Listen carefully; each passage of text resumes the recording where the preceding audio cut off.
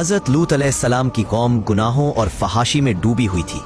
اللہ نے انہیں نبی بنا کر بھیجا تاکہ وہ اپنی قوم کو سیدھا راستہ دکھائیں اور ظلم و فسق سے روکے، مگر لوگ اپنی برائیوں میں اتنے ڈوبے ہوئے تھے کہ نصیحت کا کوئی اثر نہ ہوا۔